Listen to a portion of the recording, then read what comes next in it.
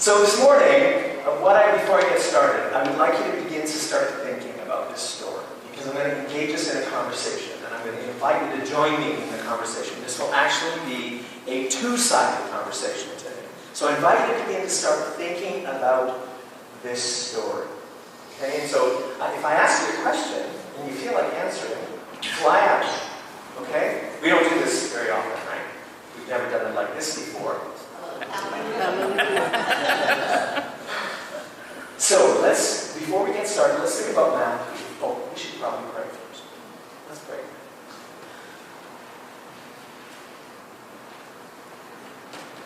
In the words of my mouth, in the words of our mouths, in the meditations of our hearts, in the actions of our lives, may your word be proclaimed.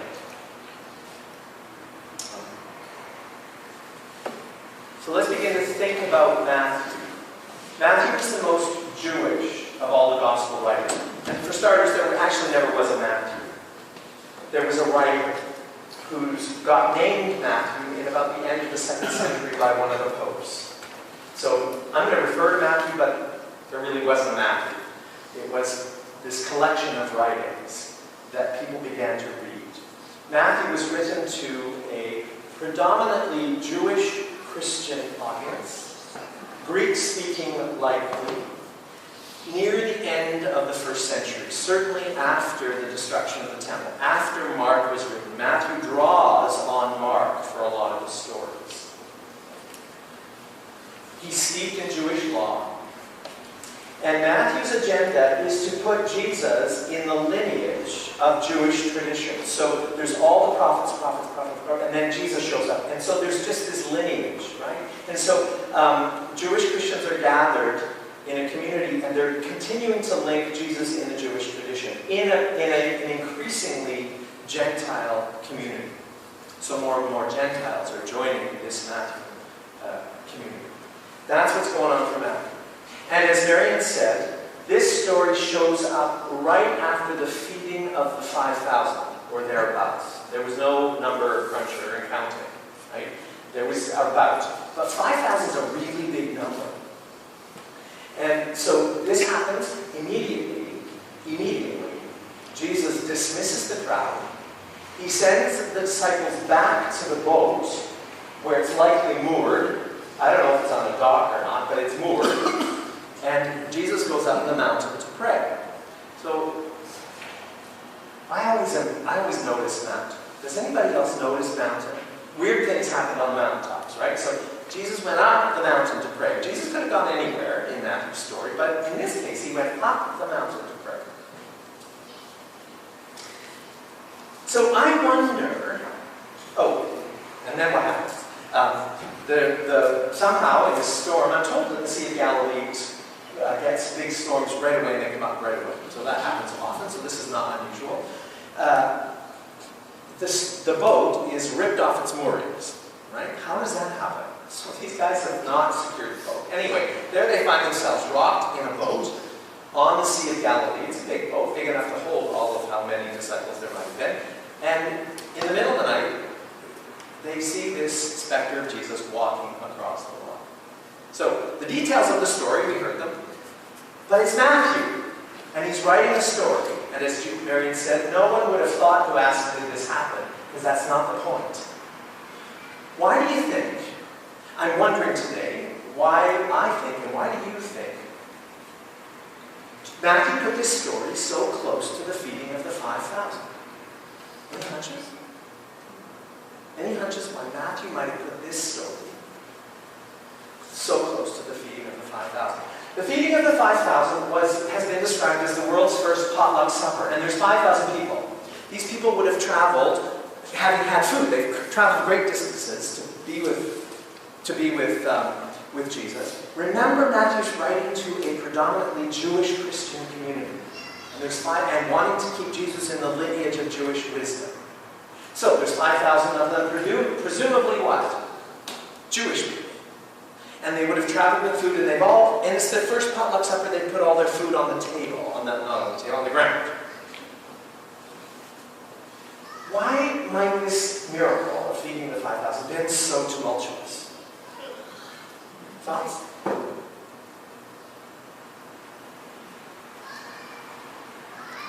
What do you mean tumultuous?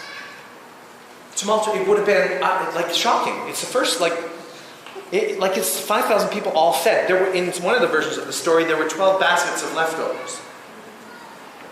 And they had 7 loaves and 2 fish to start with. And everybody was fed and there was leftovers. That's the miracle. Weren't there rules about eating? Rules about eating. And with whom you could eat. And with whom you could eat. What you could eat. And what you could eat, and when you could eat it, and how you could eat it, and could they have washed their hands, and could they have been, who might have been ritual? 5,000 people. At least one of the women would have been menstruating. Right? Right? So, absolutely. There's 5,000 people all gathered. Like, that's a little alarming. All of a sudden, the rules around Jewish eating are broken. What do you think might be going on in the heads of the disciples who were on this boat? Jesus is up the mountain. They're just unpacking the story. What do you think might be going on in their heads? The people in the boat. We did that? What the heck happened? Did you just see that? Right? Right, exactly. Ooh, what is, and if all of that's brewing, look what does it mean? So where did they go? To the future. Right? They might have gone to the future. What does that mean for us? Brewing storm. Brewing storm. Maybe. In the only gospel of this story is featured in all the gospels. Only in this story does Peter actually get out of the boat. Now Peter, you'll recall, his second name or his other name is Cephas. C-E-P-H-A-S, Cephas. And it means the rock. And do you remember Jesus in his risen self came to Peter and said, on you, Peter, I will build my rock. Or I will build my community, my church, right? So, hearkening back, the Matthew community would have known this story. So, on you, Peter, I'll build my rock. And Peter gets out of the boat to walk towards Jesus. So all of a sudden, Peter's walking on what? So what might that be? Blind faith. Blind faith. Could be. Could be, yeah.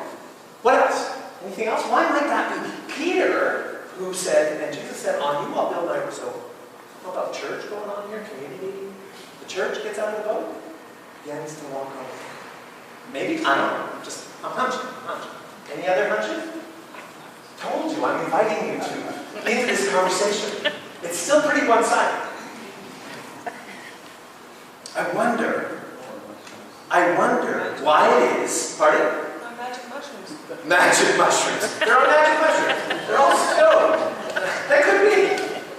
I wonder why it is that the church gets out of the boat to walk towards the risen one. Why is it that Matthew's the only one that has the church getting out of the boat? Why does that matter? Is this story about an individual? Or is this story about a community? Community. Yesterday at Waves, we began to talk about those times in our lives when there's tumult. And we know what that might be. We began to think about people losing jobs. You think about people living with the death of a loved one, or worse, the diagnosis of a loved one that is crippling and threat. And living with the ongoing of that. We think of those people living in family violence. Right? We think of people who have just been separated or divorced and broken families. We think about what are the storms of life, those in peril on the sea. What are those storms? And we began to think about what they might be and how people might experience them. And certainly the Christ community is called to walk with people on the water of those storms as they go through them. That's certainly our role as community. But I don't think Matthew's talking to individuals. I think Marion, I think you're right. I think Matthew's talking to the community. A community story. I wonder if that sounds familiar at all. For those of you who will remember, the board has contracted with 2 adaptive change consultants to work with us, Amanda Fenton and Caitlin Frost. Some of you have met with her, those 2 wonderful people already. To begin to get at that which is kind of percolating in us, right? We were all at the budget meeting in June, right? We were all there. We're going, we're spending money we don't have. We all did that, we know that. What else? And some people say we need to, and I saw people in that room fully agreeing that we need to move forward, and we were divided on how. So united in, this is where we want to go, but how do we do it, right? Do you know what the definition of an adaptive challenge is? An adaptive challenge? The definition of an adaptive challenge is when you don't know what to do next. Well, is that us or not? Now what do we do? All of us are asking that question, and Amanda and Caitlin are helping us to grapple with how we ask that question safely, well, with great energy and love and compassion and hope. They're helping us in this storm. They asked me, I had an interview with them on Friday, they asked me, so how would you describe the community right now, Blair? If you could kind of fly up at about 500, a level of 500 feet, and how would you describe the community? How would you describe it? Friends? I'll give you my answer in a minute. What's your answer? Scared. Scared. Divided. Curious. Confused. Jack in the box. Jack in the box. What else? Excited. Excited. Pardon? Hopeful. Loving and caring. Loving and caring. Amazing. Do you know what I said was, we are in this incredible place of look how we love each other. Look how we might be disagreeing and we don't know how to do that very well. So we're in this both place of trouble and absolute beauty. And I would say we're mired in this place. Definition of an adaptive challenge, when you don't know what to do next. Here we are. So, what does it mean when the church gets out of the boat? There's some words of hope I want to offer to us this morning. It comes from the song. When I find myself in times of trouble, Mother Mary comes to me speaking words of wisdom. Let it be. Let it be. Let it be. What happens when we're in turmoil? We want to push it away, right? We want to get rid of it. We want to do whatever we can to push it out of our way.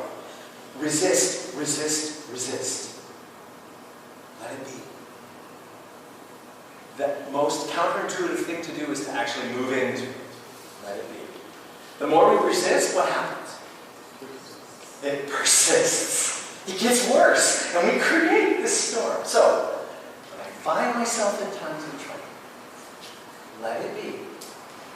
Let it be. So, okay, if I'm going to do that, what else might I do?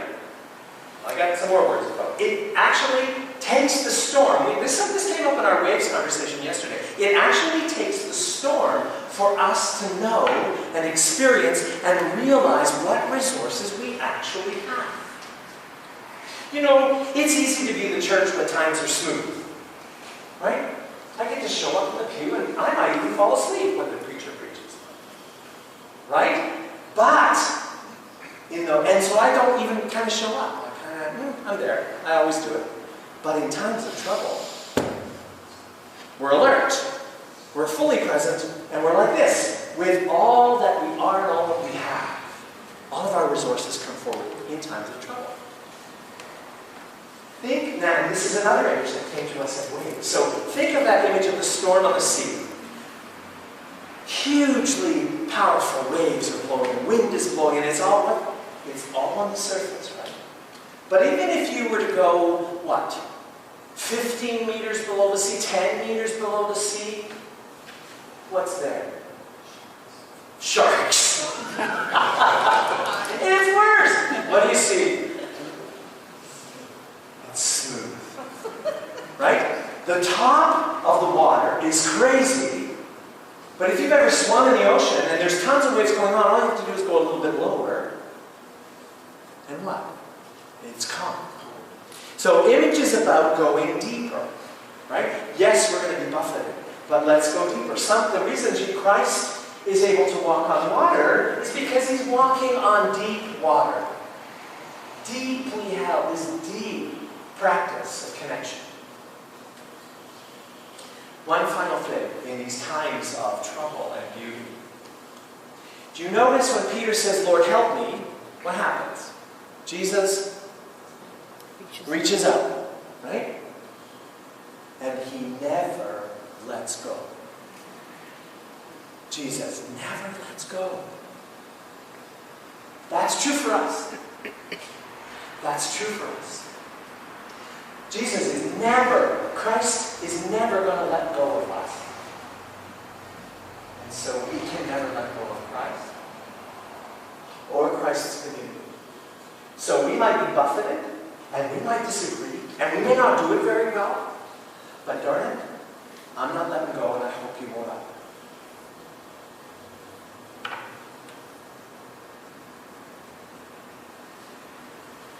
We can't let go of who we are and whose we are. Please pray.